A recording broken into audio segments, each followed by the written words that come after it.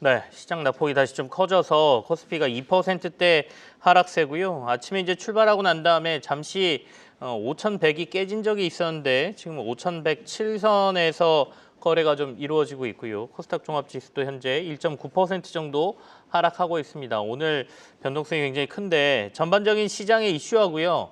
이렇게 변동성이 커진 게 이제 미국에서 연준 의장 새로 지명하고 금 가격 막 크게 하락하고 이런 것들이 영향을 줬다 이렇게 분석하고 있지 않습니까? 미래에셋자산운용의 최창규 ETF 리서치 본부장하고 얘기 좀 나눠보겠습니다. 어서 오십시오. 예, 안녕하세요.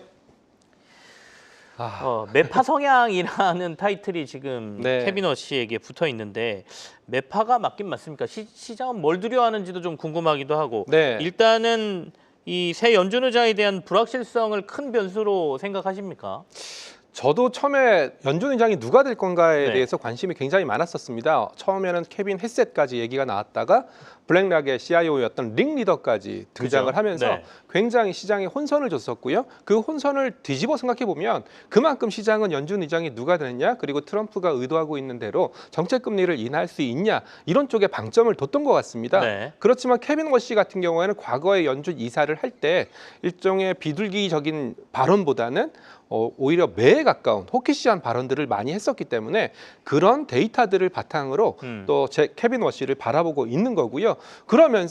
이러면서 또 연준의 독립성이라든지 그리고 또 트럼프가 원하고 있는 정책금리의 인하를 과연 연준이 따라줄지 이런 것들이 굉장히 불확실성으로 다가오고 있습니다. 간단하게 조금만 더 말씀을 드리면 네. 일단은 시장에서는 뭐라고 얘기하냐면 중앙은행의 패러다임이 기술 관료에서 전략적인 리더로 바뀌었다, 이렇게 좀 평가를 하고 있고요. 이 평가에 대해서는 한 3가지 정도 이유를 대고 있는데 네. 첫 번째는 포워드 가이던스, 우리가 흔히 얘기하는 점도표라고 얘기하고 있는데요. 점도표의 파기 가능성을 좀 제기를 하고 있습니다.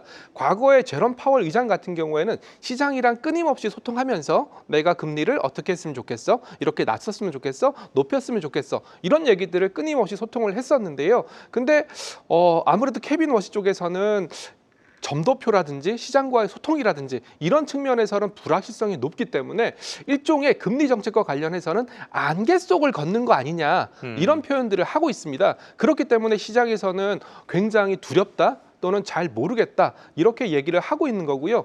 두 번째는 명목 GDP를 타겟팅으로 하고 있습니다. 케빈 워시 같은 경우에는 물가보다는 성장에 좀 방점을 두고 있기 때문에 이러다가 금리를 낮추면서 물가가 갑자기 확 올라가는 거 아니야? 이런 의구심이 시장에서는 불확실성 요인으로 네. 굉장히 크게 작용하고 있다. 마지막으로 연준의 독립성, 과연 케빈 워시가 과거에 보여줬던 연준의 독립성을 잘 지켜낼 수 있을까라는 3가지 정도의 의구심이 맞부딪히면서 네. 시장의 불확실성이라는 단추를 던져주고 있다라고 판단하고 있습니다. 그러니까요. 그러니까 저는 시장이 진짜로 뭘 두려워하고 있나 이게 궁금한 거예요. 자산 시장이 이렇게 흔들리는 것과 관련돼서. 매파라는 표현을 쓰고 있습니다만 방금 전에 말씀하신 것처럼 케빈 워시는 물가보다 성장을 중시한다 그러면 그건 그렇습니다. 매파는 또 아니에요. 맞습니다. 근데 과거의 연준 발언들을 보면 인플레이션 잡아야 된다는 얘기 굉장히 많이 했거든요. 네. 그럼 또 매파인가 싶기도 하고요. 그래서 이 사람이 색깔이 뭔지를 모르겠다, 이걸 두려워하는 건지, 아니면 말씀하신 독립성, 그러니까 트럼프 대통령이 이번에 연준 인사로, 연준 의장으로 케빈 워시를 지명한 게 내 말 잘 들을 것 같아서 지명한 건지, 여기에 대한 두려움인지 네. 어떤 게 핵심이라고 보세요? 결국은 케빈 워시와 트럼프 대통령과는 오래된 지인입니다. 네. 그리고 에스티 로더 가문의 사위이기도 하기 때문에 그런 부분에 있어서는 소통이 됐을 거다라고 저는 판단을 하고 있는데요. 결국은 시장에서는 이 케빈 워시에 대해서 우리가 리서치를 하거나 검색을 하게 되면 항상 따라붙는 게 금리 인하와 QT입니다. 어떻게 본다면 QT라는 것은 유동성을 끌어당기는 긴축 얘기이기 때문에 병립할 수 없는 그런 단어다라고 생각을 하고 있지만 네. 이런 부분에서 시장에서 혼동이 발생하고 있는 거 아닌가, 그런 생각들을 좀 하고 있습니다. 그러면 지금 시장이 좀 불안해하고 있는 게 이게 단기에 좀 진정될 요소입니까? 아니면 중장기적으로 시장을 좀 불안하게 만들 요소라고 보십니까? 일단은 중장기적인 요소라고 봐야 될 것 같습니다. 네. 왜 그러냐면 일단 청문회 과정에서 또 케빈 워시가 어떤 정책적인 뉘앙스를 풍길지 이런 것들도 검증을 좀 해봐야 되고요. 또 그 과정에서 물론 가능성은 좀 낮긴 하겠지만 청문회를 통과 못할 수 있는 뭐 그런 가능성도 일종의 여지를 좀 넓혀놔야 되기 때문에 네. 아직 단방에 해결될 문제는 아니다. 오히려 시간을 두고 천천히 검증과 그리고 확신의 단계를 거쳐야지만 불확실성은 사라질 수 있다. 이렇게 좀 판단하고 있습니다. 결국에는 케빈 워시가 앞으로 어떻게 할 건지가 좀 확실해지면 시장은 그 방향을 보고 결정을 할 건데 아직 거기에 대해서 불확실하다 보니까 불안감을 시장이 가격으로 반영한다 이렇게 봐야 되는 거네요. 그렇습니다. 결국은 최근의 상황들이 관세발 인플레이션이라든지 그리고 또 FMC 연준 같은 경우에는 의장이 바뀌었다고 해서 모든 사람들이 따라가지는 않거든요. 결국은 제롬 파월 의장이 선임해 놓은 이사들이 아직 많이 남아 있기 때문에 케빈 워시가 원하는 대로 트럼프가 원하는 대로 소통되지 않을 거다라는 의구심도 작동을 하고 있습니다. 연준 인사들 임기가 10년인가 그렇죠? 네, 그렇습니다. 장기적으로 가면서 그러니까 서로 교체도 한꺼번에 안 하고 한 명씩 임기를 뭐 교차적으로 하기 때문에 의장 한 명이 모든 걸 마음대로 할 수는 없다 이런 말씀이신 것 같고요. 네. 개별 기업들 얘기로 들어가 보면 지난주에는 마이크로소프트가 또 시장에 좀 충격을 줬지 않습니까? 그렇습니다. 이거는 어떻게 해석하고 계십니까? 일단은 지금은 각자 도생의 네. 시대다라고 저는 설명을 하고 있습니다. AI 관련된 캐펙스 투자를 과감하게 하고 있고 그 이면을 뜯어보면은 네. AI 시대에서 뒤처지게 되면은 영원한 패자가 될 수밖에 없다라는 절박함이 자리 잡고 있다라고 저는 판단을 하고 있습니다. 그렇지만 시장 참여자들은 이제 똑똑해졌거든요. 과거처럼 MS가 거의 매달 100억 불 가까운 캐펙스 투자를 했었는데 과연 캐펙스 투자에 따른 성과가 어느 정도 발생하고 있느냐 그리고 그 성과의 질이 얼마나 좋아지고 있느냐 이걸 꼼꼼하게 뜯어보기 때문에 마이크로소프트가 실적은 나쁘지 않았지만 네. 오픈 AI-발 AWS의 의존도, 클라우드의 의존도가 너무 높다라는 질적인 측면이 흠집을 냈다라고 판단을 하고 있습니다.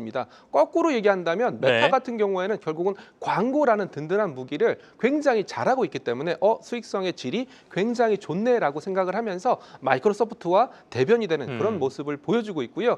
올해 들어서 제가 유심히 보고 있는 부분이 매그니피센트 7 종목들의 동질화가 아니라 각자 도생입니다. 거기도 K자 되나요? 거기도 K자 되는 것 같습니다. 왜냐하면 애플 같은 경우에는 네. AI에서 뒤처지고 있다라는 평가를 받으면서 굉장히 주가가 떨어지다가 아이폰 잘 팔고 있네라는 또 그런 뉴스 때문에 올라가는 즉 매그니피센트 7이 함께 움직이기보다는 각자의 경쟁력, 기술력, 수익성 이런 것들을 꼼꼼히 따져보면서 움직이고 있기 때문에 네. 올해 미국장을 바라보는 가장 재밌는 관전 포인트가 될 것 같습니다. 투자자들은 더 어려워졌네요. 너무 이전에는 어렵죠. M7 종목들 한꺼번에 투자하면 됐는데 네. 이 안에서도 이제 각자 도생을 좀 하고 있다. 주가가 좀 차별화되고 있다라는 말씀이시니까 투자자들은 그중에 또 골라야 되는 문제가 생겼습니다. 네. 그럼 말씀하신 것처럼 마이크로소프트, 메타 둘 다 투자는 어마어마하게 하는데 수익의 질을 보니까 메타는 그래도 돈 광고로 해서 잘 벌고 있고 네. 마이크로소프트는 그런 게 좀 안 보이더라 그래서 주가가 지금 차별화된다 이런 말씀이시고 이른바 이런 빅테크 업체들의 계속된 투자, 대규모 투자 이거는 지속될 수밖에 없다 이렇게 보시는 거죠? 결국은 지금은 AI 산업이 트럼프도 네. 그렇고 미국의 경제 성장률, 케빈 워시도 그렇고 성장률을 높이려면 특정 산업에 집중할 수밖에 없는 그런 상황입니다. 네. 그러면 특정 산업이 뭐냐라고 얘기했을 때 결국은 가장 성장률이 높은 AI 산업에 집중을 할 수밖에 없고 거기에 연동해서 금리 정책을 편다든지 같이 연동돼서 맞물려서 움직이고 있기 때문에 저는 AI 산업에 대해서 만약에 뒤처진다면 캐펙스 투자를 놓친다면 아마 그게 하이퍼스케일러 그 기업들의 결국은 경쟁력, 생존력을 낮추는 그런 추세다라고 판단하고 있습니다. 그러면 이른바 그러니까 대규모 투자, 하이퍼스케일러 업체들 관련 밸류 체인에 우리가 투자할 때 네. 뭐를 가장 전략적으로 저희가 주목하면서 투자를 진행해야 될까요? 과거에는요 좀 심플했습니다. 네. 예를 들어 오픈 AI가 작년 연초만 해도 전략적인 제휴, 전략적인 지분 투자를 맺으면서 끊임없이 투자를 받았지 않습니까? 네. 그러면서 투자를 받는 과정에서 밸류에이션이 업되는 그런 모습들을 발견을 했었는데요. 지금부터는 우리가 꼼꼼하게 봐야 될 게 하이퍼스케일러를 볼 때는 가동률을 보셔야 됩니다. 즉 데이터 센터는 많이 지었는데 얼마나 가동률이 높게 올라가고 있는지 가동률이 적정 수준을 유지하고 있는지 이걸 좀 보셔야 되고요. 그리고 또 데이터 센터의 가장 큰 리스크 요인이 전력입니다. 전력, 에너지, 즉 지어놓은 데이터 센터를 얼마나 많은 전력을 확보해서 잘 돌리고 있는지 이걸 좀 꼼꼼하게 보실 필요가 있고요. 밸류 체인을 볼 때는 제가 누누이 말씀드리는 게 병목입니다. 네. 병목, 즉 칩이 병목이냐, 전력이 병목이냐, 냉각이 병목이냐 병목이냐 아니면 데이터 센터 관련된 에너지가 병목이냐 이것들을 좀 꼼꼼하게 보셔야 되는데요. 결국은 지금에서 병목이라고 할 수 있는 것은 뭐 HBM과 그리고 샌디스크로 대표되는 낸드 플래시 이런 쪽에서 병목이 일어나고 있으니까 결국은 밸류 체인을 바라볼 때는 병목이 발생하고 있는 지역을 정확하게 짚어내는 그런 능력이 좀 필요하다라고 저는 생각하고 있습니다. 가동률을 눈여겨보고 그리고 말씀하신 이제 병목이란 단어에 요즘 많이들 집중하고 계세요. 네. 그러니까 병목이 일어나는 곳들을 좀 봐야 된다. 그중에 대표적인 게 이제 아까 반도체, 네. HBM이라든지 뭐 이런 거죠. 주말 사이에 또 엔비디아 젠슨왕 CEO도 그 얘기 했더군요. 네. 그러니까 이 디램 구하는 게 굉장히 중요하고 네. 100% 우리도 구하려고 노력하고 있다 뭐 이런 얘기를 했으니까 우리나라 반도체 업체들은 계속해서 좀 좋게 봐도 될까요? 지금은 네. 숫자가 모든 걸 증명하는 장이라고 생각을 하고 있습니다. 사람들이 뭐 개인 투자들 중심으로 굉장히 매수세가 강하지만 네. 이 매수세가 저는 무지성 매수세랑 다르다라고 생각하거든요. 음. 결국은 제가 곰곰이 리서치를 해보면 지금 계속적으로 올라가고 있는 게 하이닉스와 삼성전자의 어닝 가이던스입니다. 아마 개인 투자자분들께서도 이런 부분들을 꼼꼼하게 뜯어보고 있지 않을까라고 생각을 하고 있어서 뭐 결국은 병목을 바라볼 때 숫자 즉 쇼티지 관점에서도 같이 보면 좋을 것 같다라는 생각을 좀 하고 있습니다. 시장이 코스피 종합지수가 지금 5,100선을 내줬습니다. 5,083선까지 밀렸고요. 삼성전자, SK 하이닉스의 주가 하락폭도 꽤 커졌습니다. 네. SK 하이닉스가 4%대 하락이고요. 삼성전자는 지금 2% 후반대 하락세를 보이면서 시장이 좀 밀리는 듯한 모습이고 코스닥 종합지수도 지금 2.5%까지 하락하면서 1,120선에서 거래가 이루어집니다. 아침에 이제 드라마틱하게 낙폭을 확 줄이면서 보합권까지 올라갔던 시장이 또 한 번 뒤로 밀리고 있는데 이제 불과 장이 시작된 지 2시간밖에 안 됐습니다. 그래서 오후장까지 이제 어떤 모습이 벌어지느냐를 저희가 계속해서 지켜봐야 되는 투자자들 입장에서는 조금 시장 보고 있으면 뭐 마음이 좀 불안불안하기도 하고 겁이 나겠죠. 겁이 나겠죠. 뭐 겁이라는 표현을 제가 안 썼는데 예. 그런 이른바 두려움이 좀 시장에 올 수 있는 뭐 2% 3% 가면 당연히 그런 마음이 들죠. 2월을 그러면 어떻게 봐야 되겠습니까? 2월 첫날 지금 시장이 이렇게 변동성이 커져버리니까 네. 그리고 새 연준 의장 지명과 관련돼서 우리뿐만 아니라 미국에서도 반응이 막 이러니까 그렇죠. 중간에 더군다나 우리는 설 연휴도 있고 맞습니다. 전략적으로 어떻게 해야 될까요? 일단은 오늘 장을 바라보면서 네. 어떤 생각을 했었냐면 최근에 레버리지 상품, 그러니까 레버리지를 썼다라는 말씀을 드리는 게 아니라 굉장히 강력하게 상승을 했던 자산군들 쪽에서 먼저 문제가 생겼다라고 저는 보고 있습니다. 네. 대표적인 게 골드였고요. 그 다음이 실버였고요. 그리고 구리 같은 경우에도 최근에 굉장히 강력하게 상승했던 일종의 레버리지 자산이었다. 특히 코스닥 같은 경우에도 제가 25년, 26년째 금융계에서 근무를 하면서 네. 주간 단위로 이렇게 많이 오르는 것을 본 적이 없습니다. 그 정도로 최근에는 레버리지 상품들, 굉장히 베타가 높은 상품들 중심으로 강력한 상승세를 연출했기 때문에 저는 조종은 당연하다라고 좀 생각을 하고 있는 입장입니다. 결국은 여기서 걱정해야 될 것은 저는 조종의 깊이, 즉 얼마나 떨어질 것보다는 얼마나 길어지느냐 이걸 좀 걱정을 하고 있습니다. 계속 우리가 케빈 워시 얘기를 나누면서 케빈 워시가 청문회 과정에서 어떤 검증 단계를 거칠지 그리고 트럼프의 부양 정책과 네. 또 케빈 워시의 긴축 정책이 어떻게 맞붙을지 이런 것들을 좀 꼼꼼하게 뜯어봐야 된다라고 말씀을 드렸지 않습니까? 결국 지금 시장에서는 조종은 워낙 가파르게 올라왔기 때문에 당연한 거지만 조종의 길이가 얼마나 길어지느냐 네. 특히 설 연휴가 중간에 껴있지 않습니까? 그리고 설 연휴 앞두고는 일종의 펀드 클로징이라고 해서 일단 포지션을 줄여놓고 가고자 하는 그런 의지도 나타날 수 있으니까 제가 걱정하는 부분은 좀 조정이 좀 길어져서 2월 중순 또 설 네. 연휴까지 조정이 이뤄지지 않을까 그런 것들에 대해서 좀 의구심을 갖고 있습니다. 그러면 지금 시장에 대응할 때 일부 자산은 이익을 좀 챙겨놔서 현금을 확보해야 되는 건가요?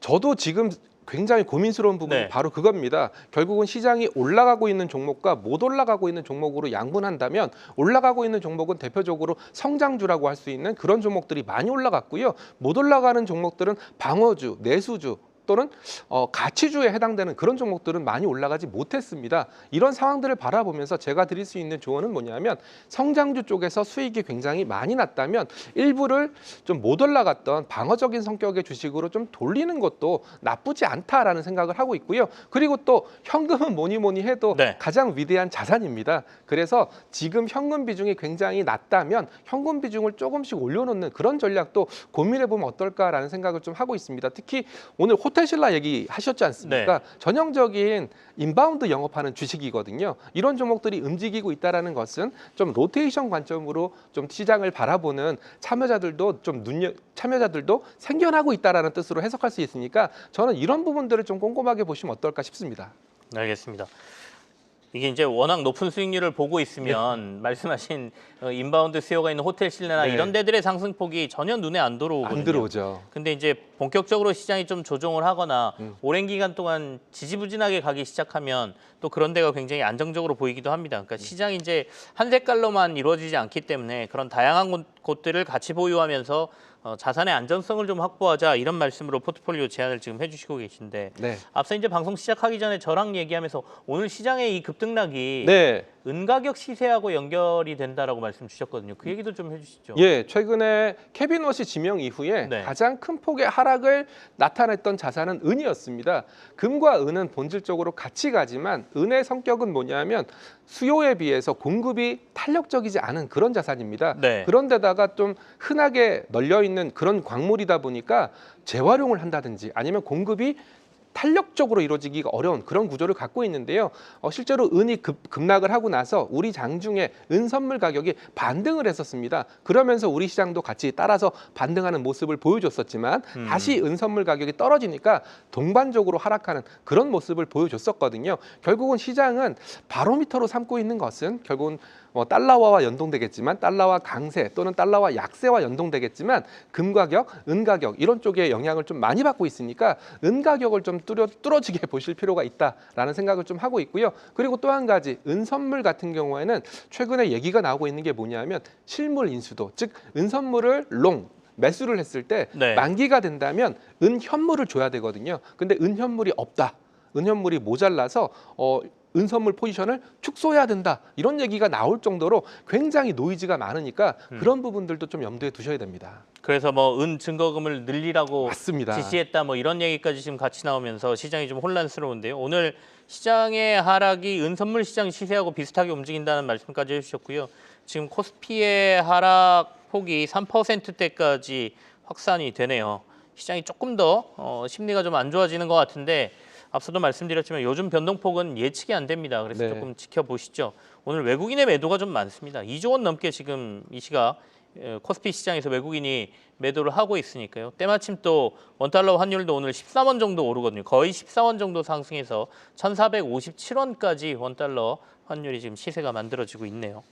코스닥 시장 얘기를 같이 하시죠. 주로 이제 네. 우리가 코스피 시장 위주로 얘기를 했으니까 코스닥 시장이 더 뜨거웠지 않습니까? 네, 최근에는? 그렇습니다. 어떻게 보고 계십니까? 결국은 정책적인 모멘텀이 저희는 굉장히 가열차게 네. 발휘가 됐다라고 생각을 하고 있습니다. 여태까지 정책적 모멘텀이 없었던 건 아니지만 이재명 정부가 보여줬던 빠른 실행력 그리고 저도 ETF 업계에 몸담고 있지만 개별 종목 레버리지 ETF가 이렇게 빠르게 진행될 거라고 생각을 못했었거든요. 아마 시장 참여자들도 코스닥 관련된 활성화 정책이 나왔을 때 그런 부분에 방점을 두지 않았을까라고 생각을 하고 있습니다. 그렇지만 저희도 내부에서 좀 고민하고 있는 부분이 네. 결국은 코스닥의 밸류에이션입니다. 코스닥의 PER이라든지 아니면 실적이라든지 이런 것들이 최근에 지수 상승의 폭을 정당화시킬 정도냐라는 거에 대해서는 의구심을 갖고 있으니까 코스닥은 정책에 의해서 올라왔고 그리고 저처럼 ETF의 수급에 의해서 올라온 부분들은 분명히 있기 때문에 이런 부분들은 변동성이 굉장히 클 수밖에 없습니다. 특히 코스닥 시장의 특성상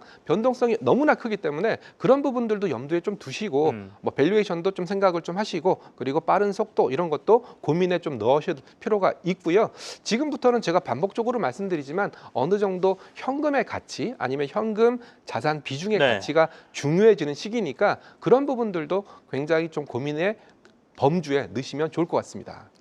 오늘도 지금 개인이 코스피 시장에서 3조 원 넘게 매수를 하고 있거든요. 네. 그리고 이제 우리가 코스닥 시장도 개인들의 매수세뿐만 아니라 금융투자의 매수가 사실은 ETF를 통한 네. 개인들의 매수라고 봤으니까요. 네. 오늘은 물론 지금 금융투자가 코스닥 시장에서 1,500억 정도의 매도가 나옵니다만 어쨌든 개인들의 매수가 굉장히 강하다는 거잖아요. 네, 이 그렇습니다. 부분은 저희가 어떻게 봐야 될까요? 외국인들은 지금 계속해서 조금 파는 모양새고.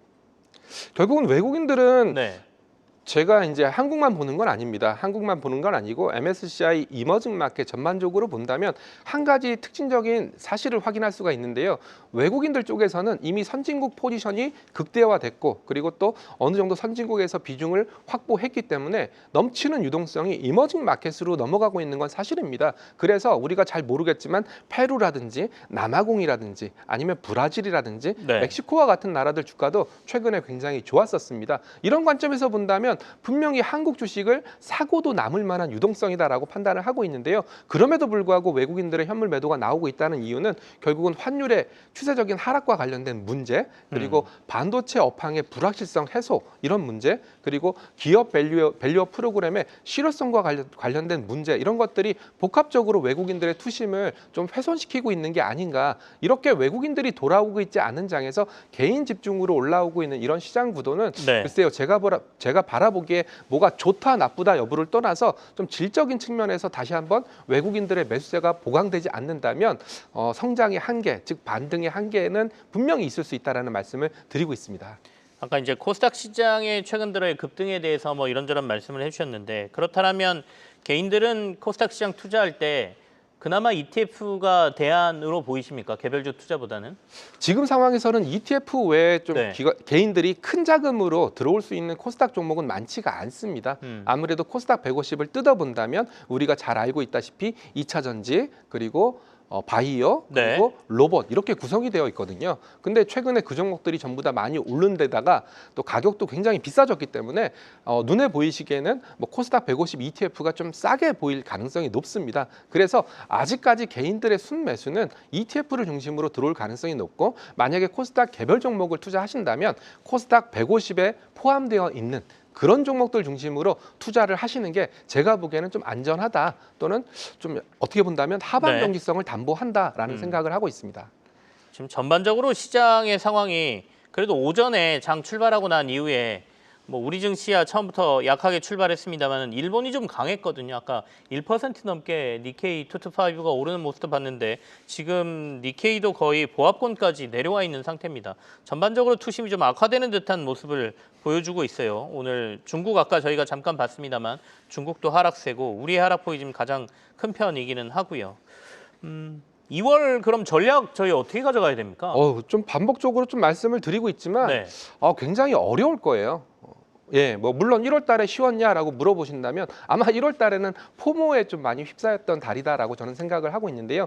포모에 휩싸였던 달이 끝났던 만큼 2월은 굉장히 좀 어렵지 않을까? 아니면 오히려 2월은 수익률을 뽐내는 달은 절대 아닙니다. 수익률을 뽐내는 달은 아니고 오히려 서바이브, 생존해서 3월을 대비해야 되는 그런 시장이다라고 좀 생각을 하고 있습니다. 그래서 제가 계속 반복적으로 말씀드리고 있는 것은 너무 상승률, 수익률에 취하지 말고 어느 정도 현금 포지션은 좀 갖추고 있어라. 그리고 현금의 가치를 재정의해라라는 말씀을 좀 드리고 있고요. 그리고 분명히 케빈 워시의 청문회 과정에서 관세와 관련된 미국 관세와 관련된 인플레이션 그리고 금리 결정 변수 이 두 가지 필터가 굉장히 2월 달에는 치열하게 전쟁을 벌일 가능성이 높으니까 이런 부분들도 좀 생각을 좀 하셔야 되고요. 그리고 2월은 영업일이 무엇보다도 짧습니다. 영업일이 짧은 만큼 시간의 가치 즉 트레이딩 데이의 가치가 어느 때보다 소중할 수밖에 없는 그런 달이기 때문에 시간의 분산 좀 어느 정도 좀 넓게 아니면 오늘 하루만 집중하지 말고 이번 주 다음 주 이렇게